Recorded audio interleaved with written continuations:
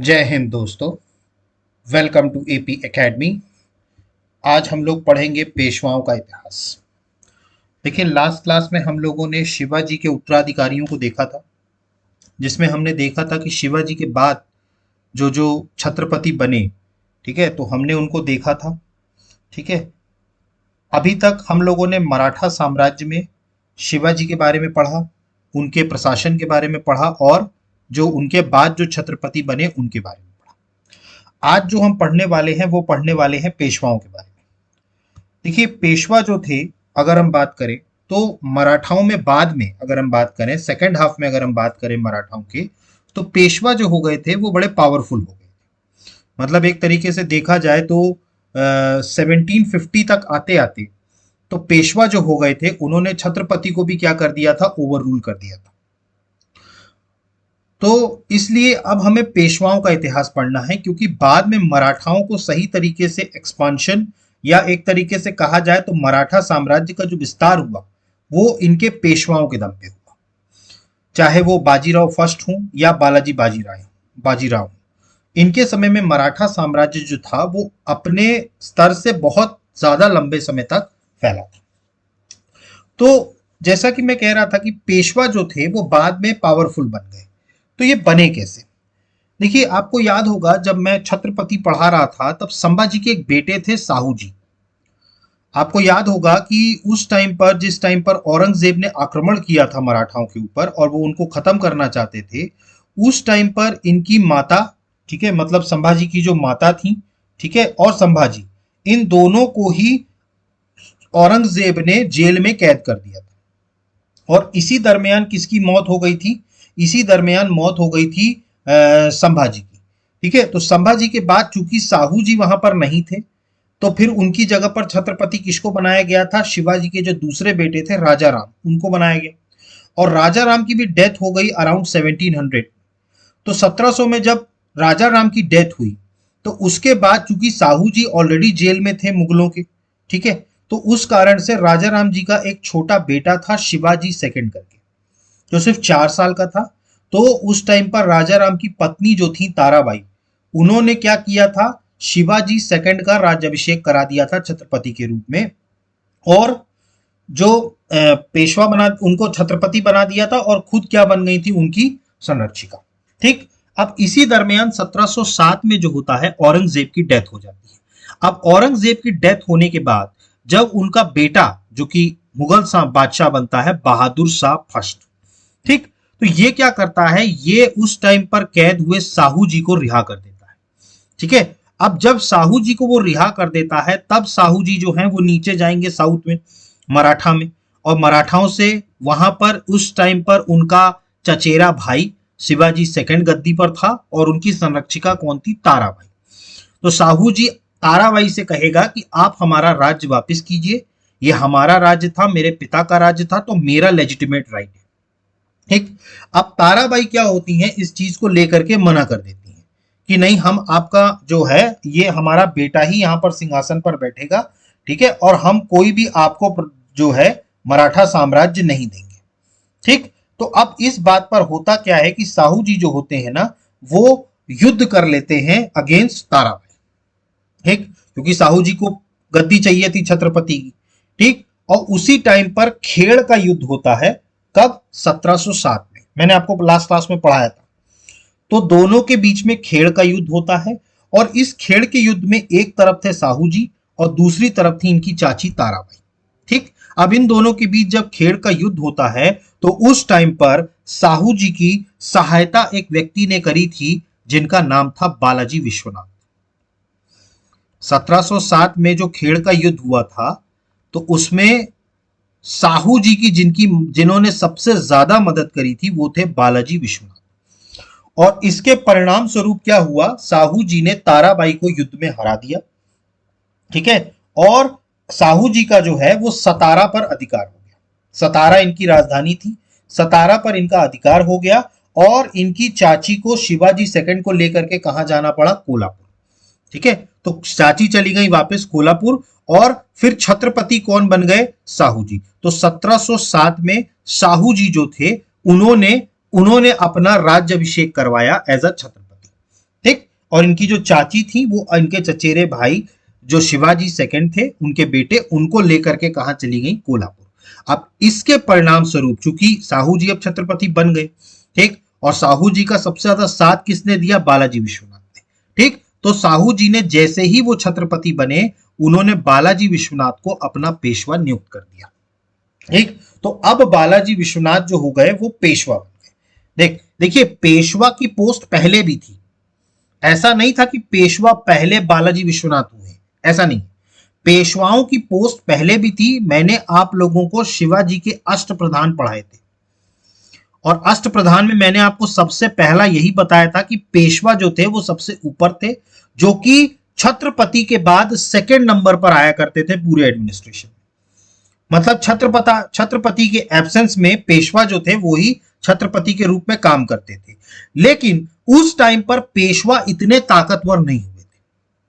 ताकतवर से मैं ये कहूं कि उस टाइम पर छत्रपति जो थे वो बहुत ताकतवर थे, ठीक है। तो इस टाइम पर भले ही पेशवा हुए करते थे लेकिन उनको उतनी पावर नहीं थी। लेकिन जैसे जैसे मराठा में अगर आप देखेंगे, जैसे जैसे छत्रपति कमजोर होना शुरू हुए, वैसे ही वैसे क्या होने लगे? पेशवा मजबूत होने लगे, ठीक है। तो आप देखेंगे बालाजी विश्वनाथ के बाद इनके बेटे आएंगे बाजीराव फर्स्ट, फिर उनके बेटे आएंगे बाजीराव। तो ये सब क्या थे? बड़े मतलब कुशल पेशवा थे। और बाजीराव ने तो संधि कर ली छत्रपति के साथ। उस टाइम पर छत्रपति थे राजा राम सेकंड, उनके साथ जो है पेशवा बालाजी बाजीराव ने संगोला की संधि करी थी। मैंने आपको बताया था संगोला की संधि, ठीक है। और संगोला की संधि के तहत अब पूरी रियल पावर्स किसको मिल गई थी? मराठाओं की छत्रपति को, सॉरी पेशवा को। और छत्रपति जो थे वो सिर्फ क्या रह गए थे? Nominal head. क्या रह गए थे? नॉमिनल हेड, ठीक है। तो एक तरीके से देखा जाए तो पेशवा जैसे जैसे छत्रपति कमजोर होने लगे, वैसे वैसे क्या होने लगे? पेशवा मजबूत होने लगे। और पेशवा मजबूत कहां से शुरू होते हैं? बालाजी विश्वनाथ से। इसीलिए हम जो पेशवाओं का इतिहास पढ़ते हैं तो हम शुरुआत करते हैं बालाजी विश्वनाथ से। ऐसा नहीं था कि इससे पहले पेशवा नहीं थे, पेशवा थे लेकिन उतने पावरफुल नहीं थे, ठीक। तो मैंने आपको बताया 1707 के खेड़ के युद्ध में साहू जी का साथ दिया बालाजी विश्वनाथ ने। खेड़ का युद्ध साहू जी ने जीता, उनका सतारा पर अधिकार हुआ, और उसके बाद उन्होंने बालाजी विश्वनाथ को क्या बना दिया था? पेशवा, मतलब अपना प्रधानमंत्री, ठीक। अब इसके अलावा साहू जी ने एक नई पोस्ट जनरेट करी थी जिसका नाम था सेना करते। मैंने आपको इस पोस्ट के बारे में बताया था, सेना करते। सेना करते का मतलब इस पोस्ट का में जो भी व्यक्ति होता था उसका काम ये होता था पूरी की पूरी मराठा सेना का संचालन करना। मतलब कि पूरी मराठा सेना को केंद्रित करना और उनका संचालन करने का काम कौन करता था? सेना करते।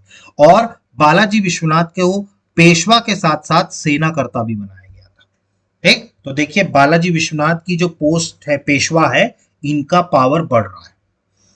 पहले तो ये सिर्फ प्रधानमंत्री हुआ करते थे, लेकिन अब इनको सेनाकर्ता की भी क्या होने लगी? पोस्ट दी जाने लगी। तो धीरे धीरे क्या होने लगे? पेशवा जो होने लगे मजबूत होने लगे, ठीक। तो बालाजी विश्वनाथ की अगर हम बात करें, ठीक, तो इनको साहू जी महाराज ने पेशवा नियुक्त किया था, ठीक। और धीरे धीरे क्या होने लगे? ये पेशवा जो होने लगे वो धीरे धीरे पॉलिटिकल डिसीजंस भी लेना इन्होंने शुरू कर दिया। मतलब पहले जो अधिकार सिर्फ छत्रपति का होता था, अब वो धीरे धीरे क्या होने लगे? पेशवा भी लेने लगे, ठीक है। और बालाजी विश्वनाथ ने तो उस वक्त के मुगल, अगर हम बात करें तो मुगलों में थे एक सैयद ब्रदर्स। याद करिए आप, कब का टाइम है ये? 1713-14 का, 1713-14 का, जब बालाजी विश्वनाथ पेशवा थे, ठीक। उस टाइम पर अगर हम बात करें तो मुगल साम्राज्य में अगर हम बात करें तो इस टाइम पर मुगल बादशाह थे फारूक सियर। याद करिए आप, जब मैं मुगल्स पढ़ा रहा था तो फारूक सियर का साथ दिया था सैयद ब्रदर्स ने फारूक सियर को बादशाह बनाने में। फारूक सियर का झगड़ा हुआ था अपने चाचा के साथ, जहांदार शाह के साथ, ठीक। जहांदार शाह को उन्होंने पराजित किया था और खुद मुगलिया सल्तनत की गद्दी पर विराजमान हुए थे। कौन? फारूक सियर। और इसी खुशी में फारूक सियर ने सैयद ब्रदर्स को, ठीक है, जिनको कहा जाता था सैयद बंधु, याद करिए अब्दुल्ला खान और हुसैन अली खान, दो भाई थे, इनको किंग मेकर्स भी कहा जाता था। ठीक, तो जब फारूक सियर ने मुगल बादशाह बना, ठीक है, जैसे उन्होंने फारूक सियर का साथ दिया था सैयद ब्रदर्स ने, तो उनको वजीर और मीर बख्शी की पोस्ट जो थी वो फारूक सियर ने दी। अब्दुल्ला खान जो बड़ा भाई था उसको बनाया वजीर, और जो छोटा भाई था हुसैन अली खान उसको बनाया मीर बख्शी। अब हुआ क्या कि धीरे धीरे क्या होने लगे, मुगल बादशाह के ऊपर ये लोग हावी होने लगे, सैयद ब्रदर्स। ठीक है, दोनों भाई अब्दुल्ला खान और हुसैन अली खान। तो जब ये धीरे धीरे इनके ऊपर पावरफुल होने लगे, तब धीरे धीरे फारूक सियर को ये एहसास हुआ कि भैया ये तो हमसे ज्यादा पावरफुल होते जा रहे हैं। तो फारूक सियर ने फिर षड्यंत्र रचा इन दोनों भाइयों के खिलाफ। ठीक, और जब फारूक सियर ने यह षड्यंत्र रचा तो उस बात का पता जो है वो इन दो भाइयों को लग गया।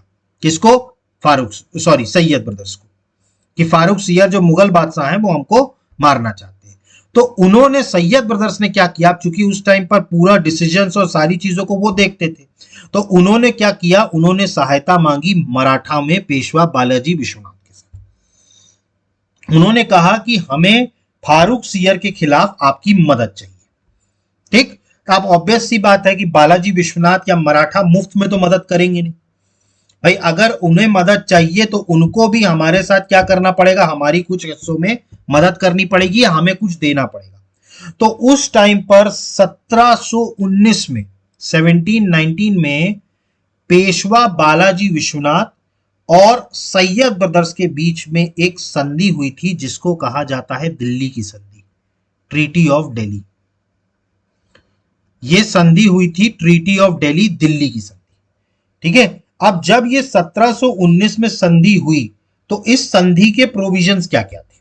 देखिए, सैयद ब्रदर्स ने मराठाओं से सहायता मांगी थी कि उनको फारूक सियर को खत्म करना है, तो जाहिर सी बात है मराठा भी कोई चीज की मांग करेंगे तो वो भी उसके लिए हामी भरेंगे। ठीक, तो इस तरीके से दोनों के बीच में क्या हुई, संधि हुई। अब कुछ बातें जो हैं मराठाओं ने मानी कि हम उनकी सहायता करेंगे, लेकिन उस एवज में सैयद ब्रदर्स ने भी कुछ चीजों का एश्योरेंस किसको दिया, मराठाओं को दिया। अब देखिए इनके पॉइंट्स क्या क्या थे। सबसे पहला जो पॉइंट था, अगर हम बात करें बालाजी विश्वनाथ के उसमें, तो एक तो साहू जी की जितनी भी टेरिटरी थी वो उनको वापस की जाए। उस टाइम पर छत्रपति कौन थे, साहू जी। ठीक, तो पहला पॉइंट ये लिखा गया कि जो स्वराज, अच्छा देखिए उस टाइम पर छत्रपति के कंट्रोल में जो भी एरिया आता था ना उसको स्वराज कहते थे, ये याद रखिएगा। छत्रपति के कंट्रोल में जितना भी एरिया उनके डायरेक्ट कंट्रोल में आता था उसको कहा जाता था स्वराज। ठीक, मैंने आपको बताया था क्या कहा जाता था उसको, स्वराज। ठीक, तो सबसे पहले यह कहा गया कि भैया जो भी मुगलों ने छत्रपति के स्वराज में जहां जहां पर भी अधिकार दिया गया है, सारे स्वराज किसको सौंपे जाए, वापस से साहू जी को सौंपे जाए, पहला बात। दूसरा, मराठाओं द्वारा जितने भी क्षेत्र जीते गए, ठीक है, मराठाओं द्वारा उस टाइम पर जितने भी क्षेत्र जीते गए वो भी साहू जी को दिया जाए। ठीक है, तो साहू जी को एक तो उनके खुद के क्षेत्र और जो क्षेत्र उन्होंने जीते हैं वो भी दिए जाए। इसके बदले में, ठीक है, और मराठाओं को नर्मदा के नीचे वाला पार्ट, मतलब जिसको हम डेक्कन एरिया कहते हैं आज की डेट में, साउथ में, तो साउथ में इनको चौथ और सरदेश मुखी कलेक्ट करने का पूरा अधिकार किसने दे दिया था, इस संधि ने, कि दक्षिण भारत में पूरा चौथ और सरदेश मुखी कौन कलेक्ट करेंगे, मराठा कलेक्ट करेंगे। ठीक है, और इसके बदले में 15,000 मराठे घुड़सवार जो हैं वो सैयद ब्रदर्स की मदद करेंगे फारूक सियर के खिलाफ। 15,000 कौन, 15,000 मराठे घुड़सवार। ठीक है, इसके अलावा अगर हम बात करें तो हर साल जो मराठा हैं, ठीक है, वो बादशाह को 10 लाख रुपए सालाना देंगे। मतलब उनको पूरा दक्षिण का चौथ कलेक्ट करने का अधिकार मिल गया, उनको स्वराज मिल गया, जो क्षेत्र उन्होंने जीते वो भी उनको मिल गए। इसके एवज में उनको 15,000 सैनिकों भेजने थे घोड़सवार, और इसके अलावा 10 लाख रुपए सालाना, 10 लाख रुपए क्या था, सालाना जो है वो टैक्स के रूप में किसको देना है, बादशाह को देना है। ठीक, और इसके अलावा साहू जी की जो माता जी थी, आप याद करिए, साहू जी के साथ उनकी माता जी को भी गिरफ्तार किया गया था, यशोबाई। ठीक, तो यशोबाई जो संभाजी की पत्नी थी, तो उनके साथ साहू जी के को भी अरेस्ट किया गया था। तो इस संधि में यह भी हुआ कि साहू जी की माता जी और उनके जितने भी रिलेटिव को बंदी बनाया है सबको रिहा करेंगे। ठीक, तो साहू जी के जितने भी, उनकी माता, ठीक है, और उनके जितने भी रिश्तेदार थे सबको रिहा कर दिया जाएगा। ठीक है, ये चीज हुई। और इसके एवज में एक और पॉइंट इसमें संधि में हुआ कि जो, याद करिए आप, इनकी जो चाची थी, साहू जी की जो चाची थी ताराबाई, उनका बेटा था शिवाजी सेकेंड, और ये लोग कहां भाग गए थे? कोल्हापुर भाग गए थे। ठीक है, अब कोल्हापुर जब ये भाग गए थे तो इस बात की भी संधि इसमें हुई कि साहू जी जो हैं, ठीक है, वो जो हैं शंभू जी, और देखिए साहू जी जो हैं वो कोल्हापुर पर अधिकार नहीं करेंगे। ठीक है, मतलब कोल्हापुर जहां उनकी चाची और उनके वंशज रह रहे थे उन पर अधिकार नहीं करेंगे। तो साहू जी इस बात को भी मानेंगे। ठीक है, और 10 लाख रुपए तो देना ही है इनको, ठीक है, सालाना, और 15,000 की सेना। ठीक, तो इस तरीके से दिल्ली की संधि हुई किसके किसके बीच में? सैयद ब्रदर्स के बीच में, और किनके बीच में? बालाजी विश्वनाथ के बीच में। अब जब बालाजी विश्वनाथ ने इस संधि को माना, ठीक, तो उसके एवज में 15,000 मराठा घुड़सवार भेजे। फारूक सियर को सैयद ब्रदर्स ने खत्म किया और उसकी जगह पर अपना एक पपेट बादशाह, मतलब एक तरीके से पपेट थी क्योंकि इनको किंग मेकर्स कहा जाता था। तो आपको याद होगा फारूक सियर के बाद, ठीक है, कौन गद्दी पर बैठे थे? रफीउद्दर्जात। रफीउद्दर्जात, फिर रफीउद्दौला, और उसके बाद आए मोहम्मद शाह रंगीला। ठीक, तो ये सीक्वेंस था। तो रफीउद्दर्जात को बिठाया गया, ठीक है, मराठाओं को पूरा अधिकार दिया गया दक्षिण में चौथ वसूल करने का, और सारी चीजें जो हुई उस पे थी, ट्रीटीज पे, वो साइन करी। क्लियर? इवन इसको एक तरीके से कहा जाए तो इस संधि को मराठाओं का मैग्ना कार्टा भी कहा गया। किसके द्वारा कहा गया? रिचर्ड टेम्पल के द्वारा। रिचर्ड टेम्पल ने यह कहा कि भैया ये संधि ने सबसे ज्यादा फायदा मराठाओं को पहुंचाया। आप सोचिए, पूरे दक्षिण की चौथ और सरदेशमुखी देने का अधिकार जो हो गया, मिल गया। देखेंगे आप, इसी के बाद मराठा जो होंगे ना, आप देखिएगा, इसी के बाद मराठा जो थे वो बहुत पावरफुल हो गए। ठीक, और धीरे धीरे ये अपने पैर जो हैं वो नॉर्थ इंडिया में भी पसारेंगे। आप देखिएगा, बालाजी विश्वनाथ के बाद जो अगले पेशवा बनेंगे, बाजीराव फर्स्ट, ये आपको फोटो दिखाई दे रही है। बाजीराव मस्तानी में रणवीर सिंह जो थे, ये बाजीराव फर्स्ट थे। ठीक है, इन्होंने बाजीराव फर्स्ट का रोल किया था। ठीक, तो धीरे धीरे ये क्या कहेंगे छत्रपति को कि साहब दक्षिण बहुत हो गया, अब चलिए उत्तर चलना है। ठीक है, तो फिर उत्तर पर पहली बार मराठे जो करेंगे आक्रमण, किसके उसमें करेंगे? आपके बाजीराव फर्स्ट, बालाजी विश्वनाथ के बेटे थे। ठीक, तो बालाजी विश्वनाथ आपको समझ में आए, पेशवा समझ में आए। तो इस तरीके से धीरे धीरे अब क्या होने लगे? पेशवा जो होने लगे वो क्या होने लगे? ताकतवर होने लगे। और 1720 में बालाजी विश्वनाथ की मृत्यु हो जाती है, और उसके बाद छत्रपति जो साहू जी थे उन्होंने किसे पेशवा नियुक्त किया? बाजीराव फर्स्ट। ठीक, तो सबसे पहले हम बालाजी विश्वनाथ का देख लेते हैं। बालाजी विश्वनाथ की अगर हम बात करें तो मैंने आपको बताया, अच्छा ये ब्राह्मण थे। ठीक है, ये आपको याद रखना है, ये एक ब्राह्मण थे, चित पावन। ठीक है, चित पावन कुल के थे, क्लेन, चित पावन क्लेन के थे, ब्राह्मण थे। साहू जी महाराज ने इनको पेशवा बनाया था। ठीक है, इसके बाद बात करें तो बालाजी ने किसका सपोर्ट किया था? सैयद ब्रदर्स का, मैंने आपको बताया था। ठीक है, in overthrowing Mughal emperor Farrukh Siyar. ठीक है, और जिसके तहत दिल्ली की ट्रीटी साइन हुई 1719 में। अब इस दिल्ली की संधि में क्या क्या था तो मैंने आपको बताया। स्वराज जो है वो पूरा हिस्सा किसको मिलेगा? साहू जी को। इसके अलावा जो मराठाओं ने जो टेरिटरीज जीती हैं वो भी किसको मिलेगी? साहू जी को। इसके एवज में बात करें तो मराठाओं को चौथ और सरदेशमुखी कलेक्ट करने का पूरे डेक्कन एरिया, मतलब पूरे साउथ में अधिकार मिल गया था। ठीक है, और इन रिटर्न 15,000 मराठा घुड़सवार जो हैं वो मुगलों की सेवा में लगाए जाएंगे। इसके अलावा बात करें तो साहू जी से एक और डीलिंग हुई कि ये कोल्हापुर को डिस्टर्ब नहीं करेंगे जहां संभाजी टू रूल कर रहे थे। ये संभाजी टू कौन थे? ये शिवाजी जो सेकंड थे ना, उनके बेटे हैं, संभाजी सेकंड। इसके अलावा क्या हुआ, मराठा जो हैं वो 10 लाख रुपए मुगल बादशाह को देंगे हर साल। हर साल कितना पैसा देंगे? 10 लाख रुपया। ठीक है। और इसके अलावा क्या क्या तय हुआ कि साहू जी की माता जी, ठीक है, यशोबाई जो थी, और उनके जितने भी रिलेटिव्स थे सबको क्या किया जाएगा? जेल से रिहा किया जाएगा। ठीक है। तो ये सारे पॉइंट्स थे किसके? दिल्ली की संधि के ऊपर। रिचर्ड टेम्पल ने क्या बोला? इसको मराठाओं का मैग्ना कार्टा। इसका मतलब था कि इस संधि से मराठाओं को बहुत फायदा हुआ। मतलब एक तरीके से देखा जाए तो ये पूरी संधि जो थी वो मराठाओं के फेवर की संधि थी। और इसी कारण से आप देखेंगे कि अब मराठे जो होंगे वो पानीपत के तीसरे युद्ध के पहले तक हिंदुस्तान के सबसे ताकतवर डायनेस्टी बन जाएगी। मतलब Mughal empire, sorry, Maratha empire जो होगा वो सबसे शक्तिशाली हो जाएगा पूरे भारत में। हाँ, तीसरे पानीपत के युद्ध में फिर इनको बहुत बड़ा झटका लगता है जब ये बुरी तरीके से युद्ध हारेंगे। किससे? अहमद शाह अब्दाली से। उसके बाद से मराठा जो हो गए वो धीरे धीरे डाउन हो गए। अभी हम पढ़ेंगे आगे। ठीक। तो इस ट्रीटी को बोला गया मैग्ना कार्टा ऑफ मराठा।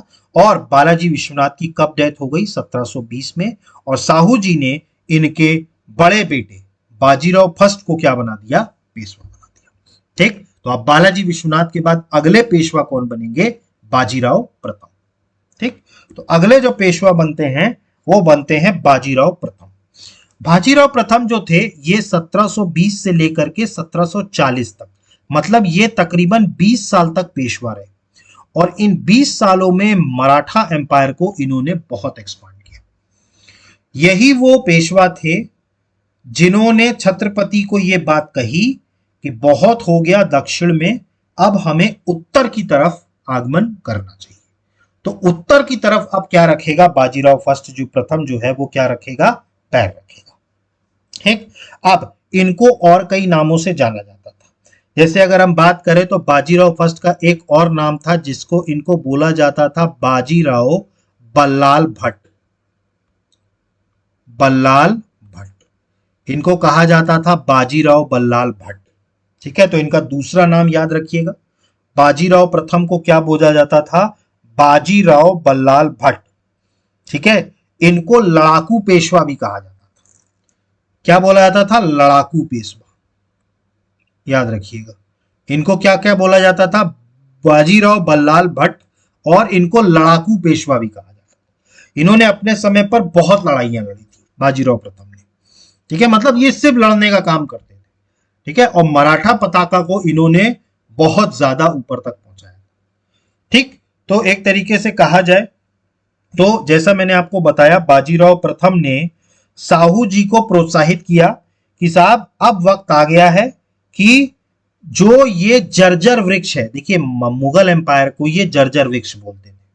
जर्जर मतलब ऐसा वृक्ष हो गया है जिसका तना जो हो गया है वो कमजोर पड़ गया है।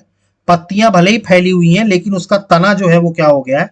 कमजोर हो गया है। और आप याद करिए, औरंगजेब की डेथ के बाद से मुगल साम्राज्य जो था वो धीरे धीरे क्या होने लगा? कमजोर होने लगा। ठीक है। और उनकी इस कमजोरी का सबसे ज्यादा फायदा मराठाओं ने उठाया था। ठीक है। मुगलों की कमजोरी का, क्योंकि अब मुगल बादशाह जो थे वो इतने मजबूत थे नहीं। ठीक। तो बाजीराव प्रथम ने ये कहा कि भैया ये बड़ी जर्जर वृक्ष है, ठीक है, इनकी सभी ब्रांचेस पर अटैक करना शुरू करो। ठीक है। तो ये अपने आप गिर जाएगा। मतलब ये मुगल साम्राज्य को क्या मान रहे थे? एक जर्जर वृक्ष मान रहे थे। और उनकी जितनी भी टेरिटरीज थी या उनके जितने भी कमांडर हुआ करते थे, अब बाजीराव प्रथम ने बोला कि उन पर आक्रमण करो। और उन पर आक्रमण करेंगे तो ये मुगलों का जो ये एक इतना बड़ा वृक्ष है ये अपने आप थरथरा करके क्या हो जाएगा? गिर जाएगा। और हम क्या करेंगे? मराठाओं का झंडा अटक, अटक मतलब उड़ीसा से लेकर के, सॉरी कटक, कटक उड़ीसा से लेकर के अटक तक, मतलब अटक मतलब आज का जो पंजाब वाला क्षेत्र है, यहां तक हम मराठा पराका जो है वो ठहरा देंगे। तो बाजीराव प्रथम एक एम्बिशियस व्यक्ति था। इसने छत्रपति को यह बात कही कि साहब अब दक्षिण बहुत हो गया, उत्तर पे कदम रखो। ये मुगलिया सल्तनत धीरे धीरे कमजोर हो रही है, इनकी डालियां तोड़ो, ये पेड़ अपने आप गिर जाएगा और हम दिल्ली पर क्या कर लेंगे, फतेह कर लेंगे। ठीक है, और इस एवज में साहू जी भी तैयार हो गए। साहू जी ने ये बात मानी और ये बात बाजीराव प्रथम को कही कि आप तो मराठा का पताका पहाड़ तक भी गाड़ सकते हैं, निसंदेह आप एक योग्य पिता के योग्य पुत्र हैं। ये इन्होंने कहा, किसने, छत्रपति साहू जी ने, कि बाजीराव प्रथम आप तो खुद एक योग्य पिता के योग्य पुत्र हैं। ठीक है, अब इसके बाद बात करें तो 1728 में अगर हम बात करें, ठीक, तो उस टाइम पर हैदराबाद में निजामों का रूल चलता था। याद करिए आप, हैदराबाद में किसका रूल चलता था, निजामों का रूल चलता था। याद करिए आप, निजामुल मुल्क, उसने हैदराबाद की स्थापना करी थी। याद करिए, मोहम्मद शाह रंगीला के टाइम पे निजामुल मुल्क ने क्या किया था, किसकी स्थापना करी थी, हैदराबाद स्टेट की। तो उस टाइम पर जो हैदराबाद के निजाम हुआ करते थे, उनसे पेशवाओं की बिल्कुल नहीं बनती थी, या हम कहें मराठाओं की नहीं बनती थी। हैदराबाद के जो पेशवा हुआ करते थे, उनकी मराठाओं से बिल्कुल नहीं बनती थी। तो 1728 में, ठीक है, बाजीराव प्रथम का एक युद्ध होता है निजाम के साथ, जिसको बोला जाता है बैटल ऑफ पालखेड़। पालखेड़ का युद्ध हुआ था, पालखेड़ा का युद्ध। कब हुआ था पालखेड़ा का युद्ध, 1728 में। इसमें क्या किया था, निजाम को पराजित किया था बाजीराव प्रथम ने। ठीक है, और इसके बाद पराजित करने के बाद यहीं पर मूंगी शिवगांव की संधि करी थी। तो ट्रूटी ऑफ मूंगी शिवगांव कब किया गया, 1728 में। किसके द्वारा, बाजीराव फर्स्ट और निजाम के द्वारा। क्योंकि बाजीराव फर्स्ट ने क्या किया था, इस पालखेड़ा के युद्ध में निजाम को क्या कर दिया था, पराजित कर दिया था। ठीक है, तो बाजीराव प्रथम ने पालखेड़ा के युद्ध में निजाम को पराजित किया और मूंगी शिवगांव की संधि करी। ठीक, अब इसी दरमियान इसके कुछ टाइम बाद 1737 में, देखिए उस टाइम पर अगर हम बात करें, 1737 में जो भोपाल रियासत थी, ठीक है, भोपाल रियासत जो थी, ठीक है, यहां पर इसके एक सुल्तान, या हम कहें इसके एक सुल्तान, देखिए भोपाल रियासत में जो थी एक सुल्तान हुआ करते थे, जिनका नाम था यार मोहम्मद खान। कौन थे, यार मोहम्मद खान। ये भोपाल के जो थे एक तरीके से सुल्तान थे, मतलब भोपाल वाले क्षेत्र में किनका राज चलता था, इनका चलता था। ठीक है, इनके जो पिता थे, ठीक है, दोस्त मोहम्मद खान। ठीक है, दोस्त मोहम्मद खान आप याद करेंगे, भोपाल रियासत की स्थापना करी थी दोस्त मोहम्मद खान ने, और दोस्त मोहम्मद खान के ही बेटे थे यार मोहम्मद खान। ठीक है, तो यार मोहम्मद खान जो थे उस टाइम पर जो थे भोपाल रियासत के क्या थे, एक तरीके से राजा थे, सुल्तान थे। ठीक है, और इन्हीं के समय में हैदराबाद के जो निजाम थे, ठीक है, उन्होंने क्या हुआ था कि, ठीक है, उन्होंने क्या किया था, भोपाल के उस पर शरण ली थी। 1737 में भोपाल में शरण ली थी किसने, हैदराबाद के निजाम की। और हैदराबाद के निजाम से आप जानते ही हैं कि इनका संबंध अच्छा नहीं था। तो उस टाइम पर 1737 में एक युद्ध हुआ था जिसको भोपाल का युद्ध कहते हैं, बैटल ऑफ भोपाल। ठीक है, यह भी किसके किसके बीच में हुआ था, बाजीराव प्रथम के बीच में और इसके अलावा जो निजाम थे, ठीक है, उनके बीच में। ठीक है, और भोपाल का युद्ध हुआ। ठीक है, और इसमें बाजीराव फिर से विजयी हुए। ठीक है, और इसके बाद जो संधि करी गई थी, देखिए हर युद्ध के बाद एक संधि करी जाती थी। ठीक है, तो इसके बाद जो संधि करी गई वो करी गई दुरे सराय की संधि, ट्रीटी ऑफ दुरई सराय। तो दुरई सराय की संधि कब की गई, भोपाल के युद्ध के बाद 1737 में। याद करिए, पालखेड़ के युद्ध के बाद किसकी संधि करी गई थी, मूंगी शिवगांव की संधि, मूंगी शिवगांव की संधि। और यहां पर किसकी संधि करी गई, दुरे सराय की संधि। ठीक है, देखिए अब इस संधि के अनुसार क्या हुआ, इस संधि के अनुसार निजाम जो होंगे अब वो बाजीराव प्रथम या कहें पेशवा या कहें मराठाओं को चौथ और सरदेशमुखी देंगे। ठीक है, तो चौथ और सरदेशमुखी कलेक्ट करने का अधिकार जो था वो किसको मिल गया, मराठाओं को मिल गया। ठीक, बाजीराव प्रथम ने 2 युद्ध किए थे, 1728 में पालखेड़ा का युद्ध किया और उसके बाद मूंगी शिवगांव की संधि करी और उसके बाद 1737 में किसका युद्ध किया, भोपाल का युद्ध। और इसमें कौन सी ट्रीटी करी, दुरई सराय की संधि। ठीक है, तो इसमें किसकी ट्रीटी करी, दुरई सराय की संधि। ठीक है, इसके अलावा अगर हम बात करें तो 1731 में 1731 में एक और संधि करी गई थी जिसको बोलते हैं बारना की संधि, ट्रीटी ऑफ बारना। देखिए आप याद करिए साहू जी के टाइम पर, ठीक है, जो साहू जी थे उनका अधिकार क्षेत्र सतारा था और ये इनकी जो चाची थी ताराबाई वो अपने बेटे को लेके कहां चली गई थी, कोल्हापुर। और उसके बाद दिल्ली की संधि भी हुई थी जिसमें यह कहा गया था कि साहू जी जो हैं वो कोल्हापुर को डिस्टर्ब नहीं करेंगे। ठीक, लेकिन जब बाजीराव प्रथम आया, ठीक, अब ऑब्वियस सी बात है, देखिए बाजीराव प्रथम जो था वो एक बहुत ही मतलब एक तरीके से कहा जाए बड़ा महत्वाकांक्षी था। ठीक है, जब सोचिए वो उन लोगों को नहीं छोड़ रहा था, ठीक है, मुगलों को नहीं छोड़ रहा था, तो इनको कैसे छोड़ देता। तो इस टाइम पर बारना की संधि करी थी 1731 में बाजीराव प्रथम ने, और जिसके तहत इन्होंने कहा था कि कोल्हापुर जो होगा, ठीक है, जो कोल्हापुर जहां पे इनकी चाची थी, ठीक है, वो किसकी अधीनस्था स्वीकार करेगा, सतारा की। सतारा में कौन थे, साहू जी थे। ठीक, तो 3 महत्वपूर्ण इवेंट हुए इनके टाइम पर। एक तो 1728 में पालखेड़ का युद्ध हुआ निजाम के खिलाफ, 1737 में इन्होंने भोपाल का युद्ध भी किया। ठीक है, और 1731 की बात करें तो बारना की संधि हुई जिसके तहत कोल्हापुर जो होगा वो अब किसके अधीनस्थ में आएगा, सतारा। क्लियर। अब इसके अलावा अगर हम बात करें तो इस टाइम पर अगर हम बात करें बाजीराव प्रथम के समय में, तो इस टाइम पर मुगल बादशाह हुआ करते थे मोहम्मद शाह रंगीला। याद करिए, मोहम्मद शाह रंगीला।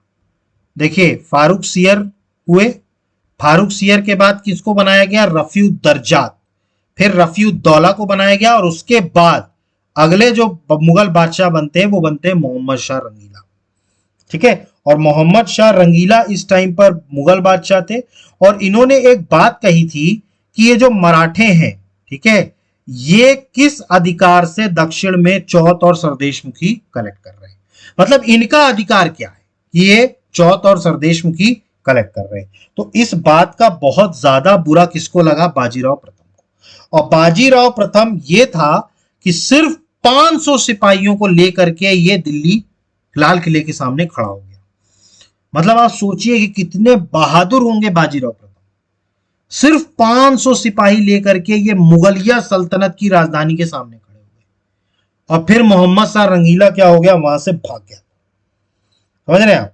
ठीक, तो इन्होंने दिल्ली पर आक्रमण किया और मोहम्मद शाह रंगीला को दिल्ली छोड़नी पड़ गई। ठीक, हालांकि उस टाइम पर इन्होंने दिल्ली पर कब्जा नहीं किया था। ठीक है, दिल्ली पर इन्होंने क्या किया था, कब्जा नहीं किया था। इवन इन्हीं के समय पर गुजरात और जो मालवा वाला क्षेत्र है, बुंदेलखंड वाला क्षेत्र है, ये सब भी किसने जीत लिए थे, मराठाओं ने जीत लिए थे। मतलब मराठाओं का प्रभुत्व जो था वो वहां पर भी क्या हो गया था, शिका हो गया था। क्लियर। देखिए इस टाइम पर याद करिए, बुंदेलखंड की अगर हम बात करें, जो मध्य प्रदेश का बुंदेलखंड वाला क्षेत्र है, यहां पर एक जगह है जिसका नाम था पन्ना। ठीक है, पन्ना में एक राजा हुआ करते थे जिनका नाम था छत्रसाल बुंदेला। नाम सुना होगा। ये क्या थे, पन्ना के राजा थे, पन्ना इनकी राजधानी थी। और छत्रसाल बुंदेला जो थे, ये जब इनके मतलब एक तरीके से कहा जाए बुंदेलों की अगर हम बात करें छत्रसाल बुंदेला की, तो छत्रसाल बुंदेला जो थे, इनको एक बार मराठाओं ने एक वादा किया था। देखिए ये जो छत्रसाल बुंदेला थे, आप याद करिए मराठाओं के समय पर जब शिवाजी छत्रपति थे, शिवाजी, तो उस टाइम पर जब शिवाजी ने सूरत का जो पोर्ट था, सूरत का जो बंदरगाह था मुगलों का, उस पर जब आक्रमण करके उसको लूटा था, तो उस टाइम ने औरंगजेब ने परेशान होकर के उस टाइम पर राजपूत के एक बहुत बड़े आमेर के राजा जय सिंह, आमेर के राजा जय सिंह को दक्षिण भेजा था छत्रपति, जिसके बाद छत्रपति को पुरंदर की संधि करनी पड़ी थी और 23 किले देने पड़े थे। तो उस टाइम पर जय सिंह की जो सेना दक्षिण जा रही थी, उसी टाइम पर जय सिंह की सेना के साथ ये छत्रसाल बुंदेला भी उनकी सेना में गए थे। मैं कनेक्ट करा रहा हूं, ये छत्रसाल बुंदेला कौन है? ये पन्ना के राजा हैं बुंदेलखंड के। ठीक, तो ये जो छत्रसाल बुंदेला थे, ये जय सिंह की सेना में गए थे। ठीक, और इन्होंने युद्ध में बहुत सारा शौर्य दिखाया था, छत्रसाल बुंदेला ने। ठीक, लेकिन छत्रसाल बुंदेला को इसका क्रेडिट नहीं मिला था। देखिए क्या हुआ, युद्ध में तो ये गए, ठीक है, छत्रसाल बुंदेला, और इन्होंने युद्ध में बहुत शौहर दिखाया, बहुत बड़ा जौहर दिखाया था, लेकिन इनको उस चीज का क्रेडिट नहीं मिला। ठीक है, मतलब क्रेडिट किसको मिल गया? मुगलों को। ठीक है, लड़े ये, जान इन्होंने जोखिम में डाली, लेकिन क्रेडिट किसको मिल गया? मुगलों को मिल गया। इस बात से ये बहुत ज्यादा रुष्ट हुए छत्रसाल बुंदेला, और छत्रसाल बुंदेला ने ये तय कर लिया कि भैया अब मैं इनके साथ तो नहीं दूंगा, मुगलों के साथ। और ये कहां पहुंचे? शिवाजी के पास। उस टाइम पर अगर हम बात करें तो हिंदुओं के एक ही मसीहा हुआ करते थे, और वो थे शिवाजी। क्योंकि औरंगजेब के टाइम पर एक ही ऐसे व्यक्ति थे जिन्होंने हिंदुओं का झंडा फहराया हुआ था, और वो थे छत्रपति शिवाजी महाराज। तो छत्रसाल बुंदेला, जो कि खुद भी एक राजपूत थे, वो कहां गए? वो गए शिवाजी के पास, और उन्होंने ये कहा शिवाजी को कि शिवाजी, हम आपके साथ इस युद्ध में, हम आपके साथ हैं औरंगजेब के खिलाफ। तो उस टाइम पर शिवाजी ने क्या किया था? शिवाजी ने बोला कि देखिए दक्षिण में तो हम लड़ ही रहे हैं, आप उत्तर में जाइए, आप अपने क्षेत्र में वापस जाइए, और आप अपने क्षेत्र में जाकर के मुगलों के खिलाफ विद्रोह करिए। ये मैं तब की बात कर रहा हूं जब शिवाजी थे। देखिए मैं आपको कहानी कनेक्ट करा रहा हूं, जो हिस्ट्री में जो की कहानी होती है उसको मैं कनेक्ट करा रहा हूं। तो छत्रसाल बुंदेला जो थे, ठीक है, वो कहां गए? वापिस से अपने क्षेत्र वापिस गए, और उन्होंने मुगलों को खिलाफ विद्रोह किया। अब शिवाजी ने एक वादा किया था छत्रसाल बुंदेला से। आप याद करिए शिवाजी मतलब कितने पहले उन्होंने वादा किया, और उस वादा को फिर किसने पूरा किया? बाजीराव प्रथम ने। इन्होंने यह वादा किया था कि कभी भी मुगलिया सल्तनत का कोई भी शख्स अगर आप पर या आपकी राजधानी पर आक्रमण करेगा, तो हम मराठे आपको पूरी मदद देंगे। यह बात शिवाजी ने कही थी छत्रसाल बुंदेला को। ठीक, तो जब बाजीराव प्रथम पेशवा थे, उस टाइम पर छत्रसाल बुंदेला के ऊपर, देखिए उस टाइम पर मुगल बादशाह कौन था? मोहम्मद शाह रंगीला। मोहम्मद शाह रंगीला, इनका इलाहाबाद का एक सूबेदार हुआ करता था जिसका नाम था मोहम्मद बंगस खान। इनका इलाहाबाद का एक सूबेदार हुआ करता था मोहम्मद बंगस खान। ठीक, तो मोहम्मद बंगस खान को हुक्म दिया मोहम्मद शाह रंगीला ने कि तुम जाओ और बुंदेलखंड में पन्ना क्षेत्र पर आक्रमण करके उसको कब्जे में लो। ठीक, तो उनकी आज्ञा का पालन करते हुए उस टाइम पर इलाहाबाद के सूबेदार मोहम्मद बंगस खान ने पन्ना पर आक्रमण किया और पन्ना को चारों तरफ से घेर लिया। ठीक, और इस टाइम तक आते आते देखिए छत्रसाल बुंदेला जो थे वो काफी एजेड हो चुके थे। आप याद करिए, आप सोचिए शिवाजी से जब मिलके गए हो और बाजीराव प्रथम तक, तो आप समझ सकते हैं कि उनकी एज कितनी हो गई होगी। ठीक, तो उनकी एज ज्यादा हो जाने के कारण उन्होंने क्या किया? बाजीराव प्रथम से सहायता मांगी। अब देखिए इन्होंने उस वादे की याद दिलाई छत्रसाल बुंदेला को। छत्रसाल बुंदेला ने बाजीराव प्रथम को, जो शिवाजी ने इनसे किया कि जब भी कभी आपके ऊपर संकट आएगा तो हम आपके साथ खड़े रहेंगे। तो वही वादा पूरा किया बाजीराव प्रथम ने, और बाजीराव प्रथम जो है वो कहां गया, पन्ना राज्य में गया छत्रसाल बुंदेला को, और इन्होंने मोहम्मद बंगस खान को हराया युद्ध में। ठीक है, तो मोहम्मद बंगस खान को क्या कर दिया, इन्होंने पराजित कर दिया, और इस बात से छत्रसाल बुंदेला काफी खुश हुआ। भाई उसने तो पूरी तरीके से उनका साम्राज्य बचा लिया। तो इन्होंने क्या किया, छत्रसाल बुंदेला ने बाजीराव प्रथम को अपना तीसरा बेटा मान लिया। छत्रसाल बुंदेला के ऑलरेडी दो बेटे थे। पन्ना साम्राज्य जब हम बुंदेलखंड का इतिहास पढ़ेंगे तो उसमें हम इसको पढ़ेंगे, अभी आपको ठीक है याद रखना है। तो छत्रसाल बुंदेला ने बाजीराव प्रथम को अपना तीसरा बेटा माना, ठीक है, और इनको सागर, कालपी, झांसी और हृदयनगर की जो थी जागीर इनको सौंप दी। मतलब बाजीराव प्रथम को किसकी, कौन कौन से क्षेत्र की जागीर सौंप दी, आज का जो उत्तर प्रदेश में झांसी वाला क्षेत्र, इसके अलावा सागर, इसके अलावा कालपी और इसके अलावा हृदयनगर। ठीक है, ये किनको सौंप दिया गया, ये निजी जागीर सौंप दी गई। ठीक है, किसको, बाजीराव प्रथम को। ठीक, तो इस तरीके से और यहीं पर ये देखिए बाजीराव प्रथम की पहली मुलाकात बाजीराव मस्तानी जो थी, बाजीराव मस्तानी आपने पिक्चर देखी होगी, उसमें जो मस्तानी थी उनसे बाजीराव प्रथम की पहली मुलाकात पन्ना में ही हुई थी। ठीक है, वहां पर मस्तानी क्या थी, एक डांसर थी। ठीक है, एक ठीक है डांसर थी। तो इन्हीं से पेशवा की जो मुलाकात हुई थी वो कहां हुई थी, पन्ना में हुई थी। ठीक है, और इस तरीके से छत्रसाल बुंदेला का इन्होंने साथ दिया, और खुश होकर के छत्रसाल बुंदेला ने इनको सागर, झांसी, हृदयनगर और कालपी की जागीर इनको सौंप दी। ठीक, तो बाजीराव प्रथम के बारे में आपको समझ में आया। इसके अलावा भी कुछ पॉइंट्स हैं बाजीराव प्रथम के बारे में। ठीक है, एक तो इनका ऐसा है कि इन्होंने पुर्तगाल जो उस टाइम पर थे, देखिए पुर्तगालियों के पास एक क्षेत्र हुआ करता था सालसेट और बसीन। सालसेट और बसीन जो था वो किसको दे दिया गया था, बाजीराव प्रथम ने किससे ले लिया था, पुर्तगालियों से ले लिया था। ठीक है, और इन्होंने भी शिवाजी की तरह गुरिल्ला वॉरफेयर को अपनाया था। ये भी कौन सा युद्ध करते थे, गुरिल्ला वॉरफेयर करते थे। गुरिल्ला युद्ध में देखिए मराठा जो थे ना वो गुरिल्ला युद्ध में क्या थे, निपुण थे। ठीक है, तो गुरिल्ला युद्ध इनको बहुत अच्छे से करना आता था। ठीक है, और फाइनली बाजीराव प्रथम की, ठीक है, नर्मदा नदी के किनारे एक जगह पड़ती है जिसका नाम है रावड़खेड़ी। ये मध्य प्रदेश का, ठीक है, जो खरगोन जिला है, मध्य प्रदेश में एक जिला है जिसका नाम है खरगोन। ठीक है, तो खरगोन में ही एक जगह है रावड़खेड़ी। तो रावड़खेड़ी ये कौन सी जगह है, ये नर्मदा नदी के किनारे है। यहीं पर 1740 में बाजीराव प्रथम की क्या हो जाती है, डेथ हो जाती है। ठीक है, तो बाजीराव प्रथम की यहां पे क्या हो जाती है, डेथ हो जाती है।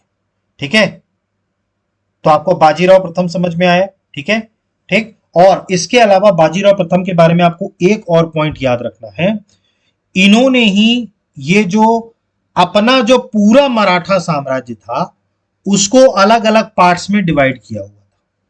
उसके जनक बाजीराव प्रथम ही थे। याद करिए आप, अपने जो अगर हम बात करें इस टाइम पर मराठा साम्राज्य को कई भाग में बांटा था। जैसे अगर हम बात करें तो जो मध्य प्रदेश का जो उज्जैन वाला क्षेत्र था, उज्जैन वाला क्षेत्र, ये किसको दिया था, ये दिया था सिंधिया को। सिंधिया आप राजवंश जानते होंगे, सिंधिया। ठीक है, तो उज्जैन वाला जो क्षेत्र है ये किसको दिया था, सिंधिया को दिया था। इसके अलावा मध्य प्रदेश में एक और क्षेत्र है जिसको इंदौर कहते हैं। ठीक है, इंदौर है ना, इंदौर मिला था होलकरों को। होलकर साम्राज्य हुआ करते थे। ठीक, आपने नाम सुना होगा, होलकर, मल्हार राव होलकर, देवी अहिल्याबाई, ये किसके साथ, कहां के शासक थे, इंदौर के शासक थे, और ये सब मराठा थे। ठीक है, तो पेशवा बाजीराव प्रथम ने जो किया था, ठीक है, इन्होंने एक व्यवस्था चालू करी थी जिसके तहत इन्होंने कई सारे उसमें अपने जो सरदार थे अलग अलग बिठाए थे। तो उज्जैन में किनको बिठाया, सिंधिया को बिठाया। होलकरों को कहां बिठाया, इंदौर में उठाया। ठीक है, इसके अलावा एक जगह हुआ करती थी बड़ौदा। ठीक है, तो बड़ौदा क्षेत्र में किनको बैठाया, गायकवाड़। गायकवाड़ जो थे वो कहां बैठा करते थे, बड़ौदा में। ठीक है, इसके अलावा एक और क्षेत्र हुआ करता था नागपुर। ठीक है, नागपुर में इन्होंने बिठाया भोसले को। ये सारे राजघराने आगे काम आएंगे, गायकवाड़ हैं, सिंधिया हैं, होलकर हैं, भोसले हैं, ये सब आगे काम आएंगे। ठीक है, तो उज्जैन किसको दिया? सिंधिया को दिया। इंदौर किसको दिया? होलकर को। बड़ौदा किसको दिया? गायकवाड़ को। और नागपुर किसको दिया? भोसले को। और इसके अलावा एक धार नाम की जगह है, ठीक है, धार। ठीक है, यहां किनको दिया गया? यहां पवारों को दिया गया, पवार। ठीक है, तो पवार को क्या दिया गया? धार दिया गया। और बाजीराव प्रथम जो पेशवा खुद थे, ये कहां बैठते थे? पुणे में। तो पूना इनकी सिटिंग हुआ करती थी पेशवाओं की। ठीक, तो इन्होंने एक व्यवस्था चालू करी जिन्होंने अलग अलग क्षेत्र में अलग अलग लोगों को बिठाया। उज्जैन वाला क्षेत्र दिया सिंधिया को, इंदौर वाला क्षेत्र दिया होलकरों को, बड़ौदा वाला क्षेत्र दिया गायकवाड़ को, नागपुर वाला क्षेत्र दिया भोसले को, और धार वाला क्षेत्र दिया पवार को, और पुणे वाला क्षेत्र किसको दिया इन्होंने? पुणे में वो खुद बैठा करते थे, पेशवा बाजीराव। क्लियर हुआ? तो बाजीराव प्रथम के बारे में आपको समझ में आया एक एक पॉइंट। ठीक, तो बाजीराव प्रथम के बारे में अगर हम बात करें तो मैंने आपको बताया इनका नाम था भोसले बाजीराव, या इनको बाजीराव भल्लाल भट्ट भी कहते थे, और इनको वॉरियर पेशवा भी कहा जाता था। मैंने ये तीनों नाम आपको बताए। इसके अलावा बात करें तो बाजीराव प्रथम ने ही साहू जी को उकसाया कि साहब दक्षिण दक्षिण बहुत हो गया, अब हमें उत्तर पर आक्रमण करना चाहिए। ये मुगल साम्राज्य ऑलरेडी इसकी जड़ें कमजोर हैं, अगर हम इनकी डालियों पर हमला करेंगे तो ये पूरा मुगल साम्राज्य अपने आप नीचे गिर जाएगा। उसको एक पेड़ की संज्ञा दी थी। ठीक है, कैसा पेड़? डाइलिपिडेटेड पेड़। ठीक है, डाइलिपिडेटेड पेड़ का मतलब क्या था? कि एक जर्जरा वृक्ष। ठीक है, और इन्होंने ही कहा कि मराठा साम्राज्य के जो फ्लैग है उसको कटक से कहां फहराना है? कटक। ठीक, इसके बाद बात करें तो साहू जी ने इस बात को कहा कि भाई आप तो हिमालय तक भी हमारा मठाका पराता लहरा सकते हैं, क्योंकि आप एक योग्य पिता के योग्य बेटे। ठीक, इसके अलावा बात करें, बाजीराव प्रथम ने निजाम को पालखेड़ा के युद्ध में हराया, और उसके बाद मूंगी शिवगांव की संधि करी, और 1737-38 में भोपाल का युद्ध हराया, और उसके बाद कौन सी संधि करी? दुरईसराय की संधि। ये हम पढ़ा चुका हूं। ठीक, उसके बाद बात करें तो इन ट्रीटीज के मुताबिक क्या हुआ? निजाम अब रेडी हो गया चौथ और सरदेशमुखी किसको देने के लिए? मराठाओं को देने के लिए। ठीक, इसके बाद बात करें तो एक और ट्रीटी हुई थी बारना की संधि 1731 में, जिसके तहत अब कोल्हापुर ने क्या किया था? सतारा का सबऑर्डिनेशन एक्सेप्ट कर लिया था। ठीक, कोल्हापुर में कौन थे? इनके रिश्तेदार, इनकी चाची तो थी साहू जी की। ठीक, इसके अलावा बात करें तो 1737 में बाजीराव ने दिल्ली पर अटैक किया। ठीक है, 500 सोल्जर्स के साथ, और मोहम्मद शाह रंगीला यहां से भाग गया दिल्ली से। ठीक है, तो मराठाओं ने फिर अपना जो परचम है वो गुजरात, मालवा और बुंदेलखंड क्षेत्र में भी फहरा दिया। इसके बाद मैंने आपको बताया हिंदू पातशाही प्रिंसिपल के मुताबिक, ठीक, छत्रसाल बुंदेला की मदद करी थी। छत्रसाल बुंदेला के खिलाफ कौन खड़ा हो गया था? मुगल बादशाह मोहम्मद बंगस खान, इलाहाबाद वाला। ठीक है, और फिर इनको क्या किया? बाजीराव प्रथम को सहायता के लिए बुलाया, और इन्होंने क्या किया था? मोहम्मद बंगस खान को क्या किया? पराजित किया। इस खुशी में आकर के छत्रसाल बुंदेला ने कालपी, सागर, झांसी और हृदयनगर, इसकी जो जागीर थी वो किसको दे दी? पेशवा को दे दी। ठीक है, और यहीं पर पेशवा की मुलाकात मुस्लिम महिला से हुई थी जिनका नाम था मस्तानी। पिक्चर में आपने देखा होगा बाजीराव मस्तानी। ठीक, इसके बाद बात करें तो बाजीराव ने बसान और सेलसेट वाला क्षेत्र भी पुर्तगीज से ले लिया था। इसके अलावा बात करें तो बाजीराव प्रथम ये दूसरे मराठा हैं शिवाजी के बाद जिन्होंने गुरिल्ला वॉरफेयर एक्सेप्ट किया, मतलब गुरिल्ला वॉरफेयर मेथड का क्या किया था? इस्तेमाल किया था।